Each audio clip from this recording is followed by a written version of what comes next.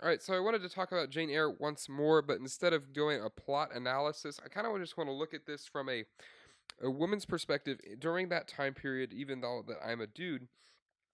So first of all, just stating that that is an interesting perspective to read from. It's weird to think also she was very young as she went through these things. So there was we I got to see a lot in the novel about a woman's expected responsibilities and the things that they worked to know and worked to learn and learning languages and whatnot that brought them value.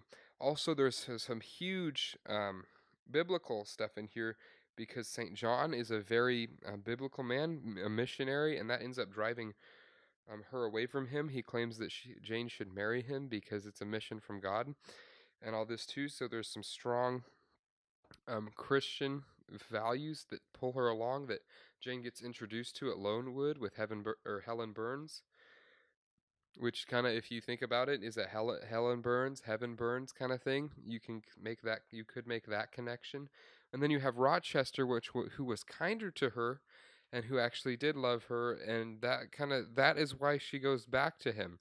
But in this, we have questions of why are you doing what you're doing? What brings value to their life? And that comes really in this question of inheritance, where she kind of gets shoved off by St. John because he doesn't like that her life has no purpose now that she has the inheritance. And we see that come into question.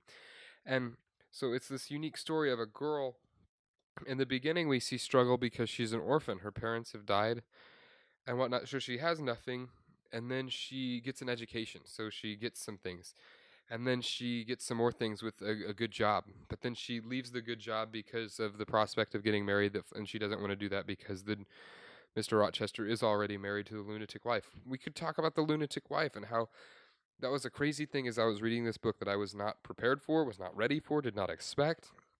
Had some weird twists to it, and that during that she talks about the night before getting married, she has this ghoul almost that comes and visit her, and he tells her it's a ghost when he really knows it is his wife, and that comes to show the next day.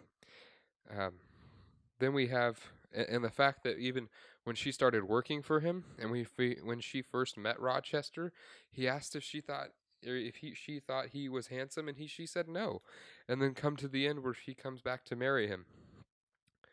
And then we have the cousins that when she travels here at first, she has nothing. She's destitute and she almost dies there on the porch. And I'm like, there's a lot more of this book left.